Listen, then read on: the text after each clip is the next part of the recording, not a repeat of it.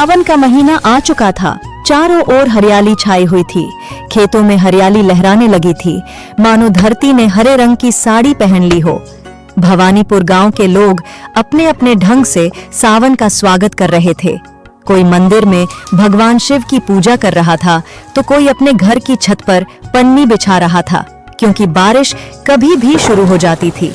गरीबों के कच्चे घरों की छतें टपकने लगती थीं। वहीं कुछ अमीर लोग अपनी छतों पर बैठकर गरम चाय और पकौड़ों का आनंद ले रहे थे। इसी गांव में कमलेश नाम का एक मजदूर अपनी पत्नी सुगना और 10 साल की बेटी चंपा के साथ रहता था। दोनों पति पत्नी भगवान शिव के बड़े भक्त थे। हर सोमवार को व्रत रखते, शिवलिंग पर बेलपत्र चढ़ाते और मंदिर में जाकर आरती करते। उन्हें पूरी श्रद्धा थी कि शिवजी एक दिन उनकी जिंदगी जरूर बदलेंगे। कमलेश का घर कच्चा था, मिट्टी की दीवारें और घास फूस से बनी छत में जगह जगह छेद हो चुके थे, जिससे बारिश का पानी टपक टपक कर घर के अंदर भर जाता था। पिछली बारिश में भी यही हाल था और इस साल भी कोई बदलाव नहीं था।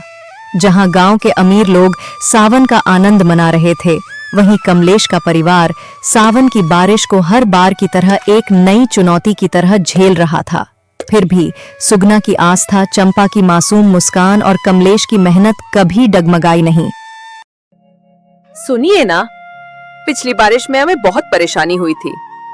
हमने किसी तरह बरसात में पन्नियां लगाकर काम चलाया, पर कभी तेज धूप, कभी ठंडी हवाओं के कारण अब सारी पन्नियां फट चुकी हैं।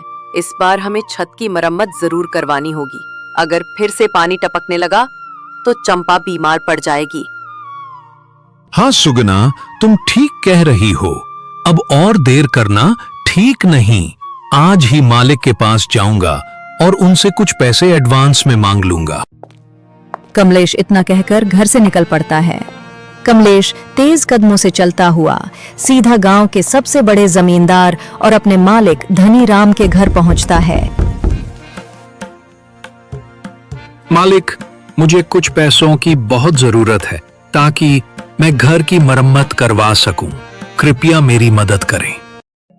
तुम जानते हो कि हमारी फैक्ट्री इन दिनों घाटे में चल रही है। मुझे तो अब फैक्ट्री बंद करनी पड़ रही है। ऐसे हालात में मैं तुम्हें कोई पैसा नहीं दे सकता। कमलेश मायूस होकर घर वापस लौट आया। मालिक ने मना कर दिया है, पैसे नहीं देगा, और ऊपर से काम भी छिन गया है। अब फैक्ट्री ही बंद हो रही है। अब हमें क्या करना होगा? घर में कुछ भी नहीं बचा है, न अनाज न पैसे। तुम तो काम की तलाश में गए थे, पर अब तो वो भी छिन गया। अब क्या होगा जी? परेशान मत हो सुगना, मैं कल फिर से काम की तलाश में निकलूंगा और देखना, इस बार छत की मरम्मत भी करवा दूंगा, चाहे जितनी भी मेहनत करनी पड़े। लेकिन अब हमारी बेटी को टपकती छत के नीचे नहीं सोने दूंगा। अगले दिन कमलेश काम की तलाश में बाहर निकला। चलते चलते उसकी नजर एक गोदाम पर पड़ी, जहां मजदूरों की जरूरत थी। उसने वहां जाकर काम के लिए पूछा, लेकिन वहां उसे कोई जगह नहीं मिली। इसके बाद वह और भी कई जगहों पर काम ढूंढता रहा, लेकिन कहीं भी उसे काम नहीं मिला। अब वह थक चुका था। एक पेड़ के नीचे बैठकर वो सोचने लगा। दिन खत्म हो गया, अब घर जाकर सुगना से क्या कहूंगा। तभी एक चाय की दुकान पर बैठे कुछ लोगों की बातें उसके कानों में पड़ीं। वे कह रहे थे कि बारिश अब और तेज पड़ने वाली है और इससे गरीबों को बहुत परेशानी होगी।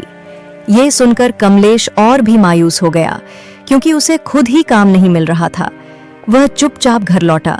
घर पहुंचकर देखा कि सुगना की तबीयत बहुत खराब हो गई है। पापा, देखो ना, मम्मी को क्या हो गया है।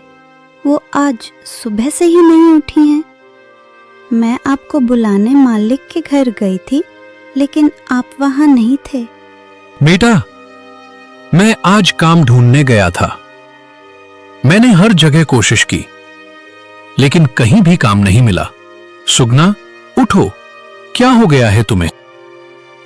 जैसे ही उसने उसका माथा छुआ, उसे समझ आ गया कि सुगना को तो तेज बुखार है। अरे अरे, सुगना, तुम्हें तो बहुत तेज बुखार है। अब मैं क्या करूं? एक तुम ही तो मेरी हमदर्द हो और अब तुम इस हालत में हो। मैं क्या करूं? कहां जाऊं? कुछ समझ नहीं आ रहा। आप मम्मी को वैद्य जी को दिखा दो। आप हरिराम काका के पास चले जाओ, वो तो आपके अच्छे मित्र हैं, वो जरूर आपकी मदद करेंगे। सही कहती हो, मैं जाता हूं। तुम अपनी मां के पास ही मत बैठना, अकेली मत छोड़ना उसे। कमलेश इतना कहकर घर से निकल पड़ता है और वो हरिराम के घर पहुंच जाता है। हरिराम भाई, सुगना बहुत बीमार है, उसे बहुत तेज बुखार है। अगर जल्दी इलाज नहीं मिला तो उसकी हालत और बिगड़ सकती है। तुम मुझे थोड़े पैसे उधार दे दो, मैं तुम्हारा ये एहसान कभी नहीं भूलूंगा।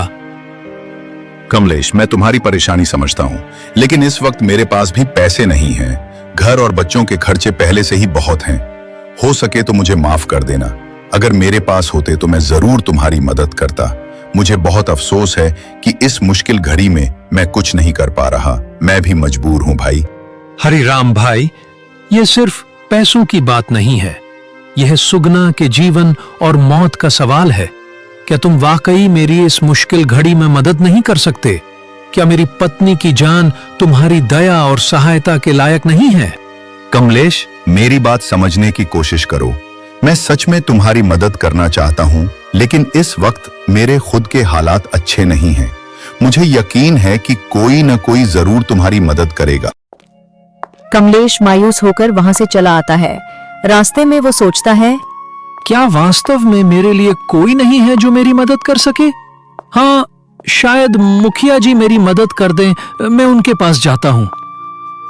कमलेश मुखिया जी के पास पहुंचा और बोला,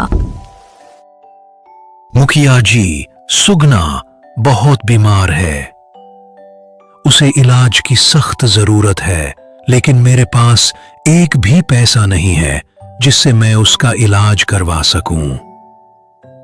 मैंने अपने सारे यार दोस्त, रिश्तेदार सभी से मदद मांगी, पर किसी ने भी मेरी मदद नहीं की।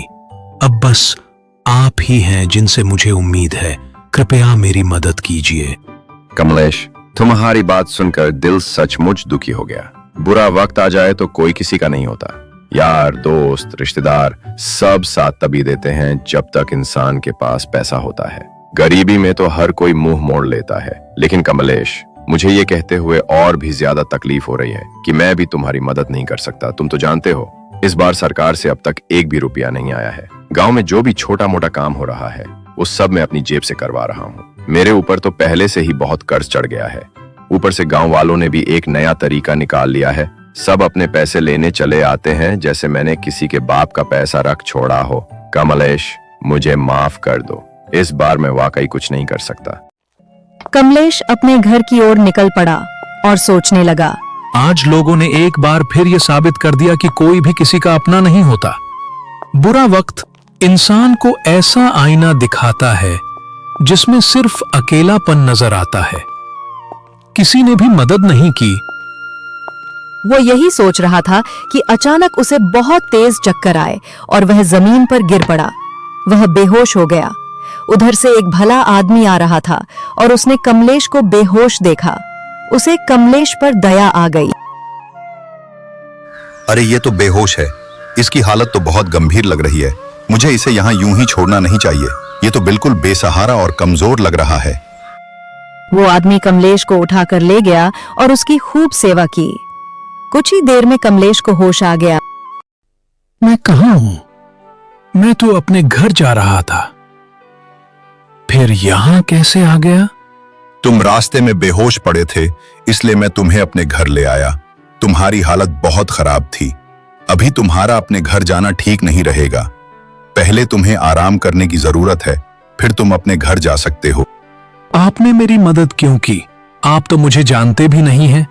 फिर भी आपने मुझे अपने घर लाया और इतनी अच्छी तरह से मेरा ख्याल रखा। देखो भाई, जीवन में सिर्फ अपनी मदद करना ही काफी नहीं होता। हम सब एक दूसरे की मदद के लिए ही हैं।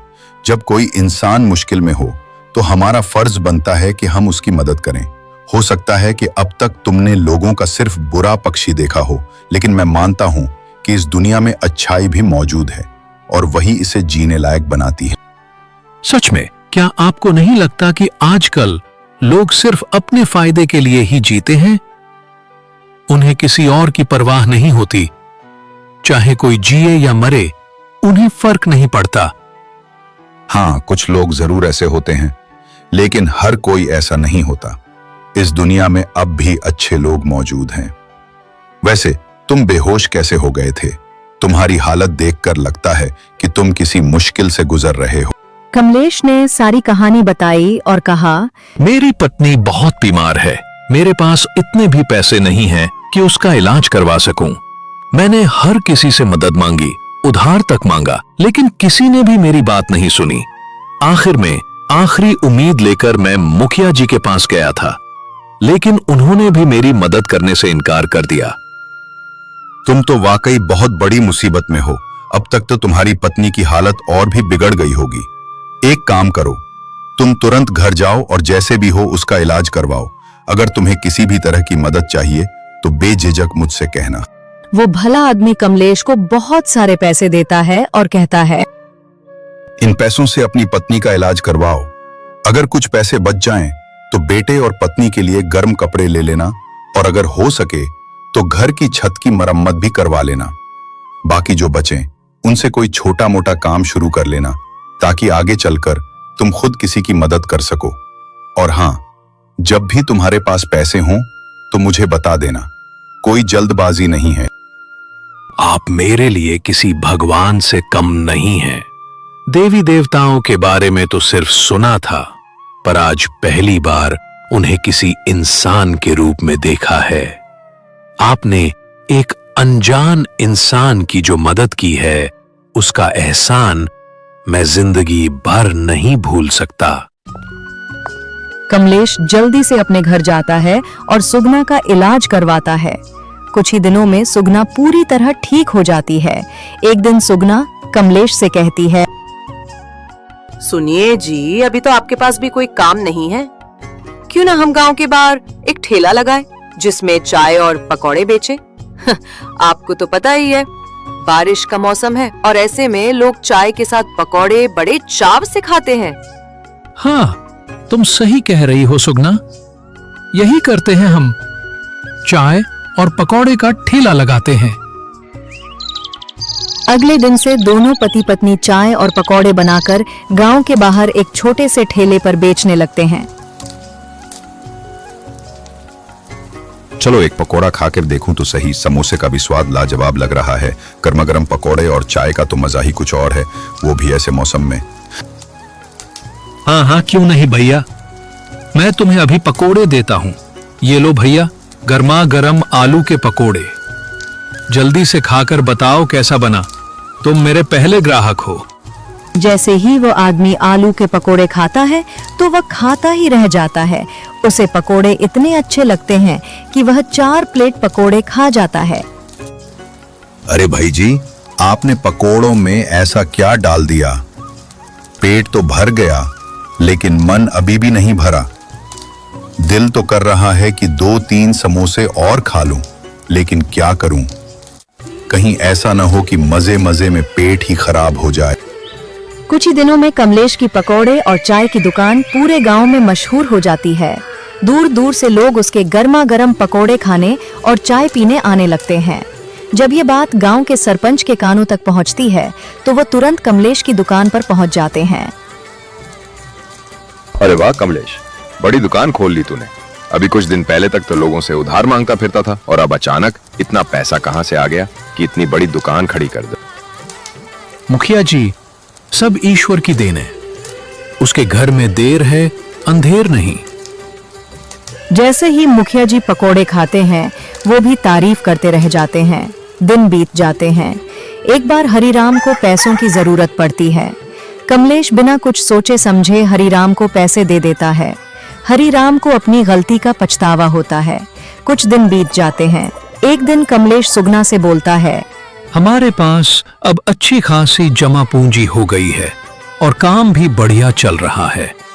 शिव जी की कृपा से सब कुछ अच्छा हो रहा है। मैं सोच रहा हूं, क्यों न उस भले आदमी से लिया गया उधार अब उसे लौटा दूं। कमलेश उस भले आदमी का उधार चुकाने के लिए निकल पड़ता है। जब वो उस जगह पहुंचता है तो देखता है कि वहां तो अब एक शिवजी का मंदिर है। हैरान होकर वो आसपास के लोगों से पूछता है कि कुछ दिन पहले यहाँ एक आदमी रहता था, क्या वे उसे जानते हैं? सब लोग चौंकते नहीं बल्कि मुस्कुराते हुए कहते हैं, ये तो शिवजी का मंदिर है जो यहाँ पिछले 1000 सालों से है। कमलेश वापस लौट कर आता है और सुगना को पूरे घटनाक्रम के बारे में विस्तार से बता देता है। क्या तुम्हें पूरी तरह यकीन है कि तुम वहीं गए थे जहां वो आदमी मिला था? हाँ, मुझे पूरी तरह यकीन है। उस घर की पहचान मेरे जहन में गहरी छपी हुई है। वही घर था जहां वो आदमी मुझे लेकर गया था। मैं वहां करीब 3 घंटे रुका भी था, लेकिन आज जब मैं वहां गया तो आसपास के बहुत से लोगों ने बताया कि ये मंदिर तो 1000 सालों से बना हुआ है। लगता है कि ये हमारे शिवजी की ही महिमा थी। वो कोई साधारण इंसान नहीं थे, बल्कि स्वयं भगवान शिव ही थे, जो मेरे उद्धार के लिए इस धरती पर आए थे। उसके बाद से कमलेश जरूरतमंदों की दिल खोलकर मदद करने लगा। कुछ ही समय में उसने मेहनत और नेक इरादों से एक बड़ा सा सुंदर घर बना लिया और अपने परिवार के साथ सुख शांति से जीवन बिताने लगा। इस कहानी से हमें यह सीखने को मिलता है कि सच्चे कर्म और ईमानदारी कभी व्यर्थ नहीं जाते। समय चाहे जैसा भी हो, भगवान हमेशा हमारी मदद करते हैं, बस उस रूप में जिसकी हमें सबसे अधिक आवश्यकता होती है। अगर आपको ये प्रेरणादायक कहानी पसंद आई हो तो वीडियो को लाइक करें, चैनल को सब्सक्राइब करना न भूलें और अपनी राय या सुझाव हमें कमेंट में जरूर बताएं।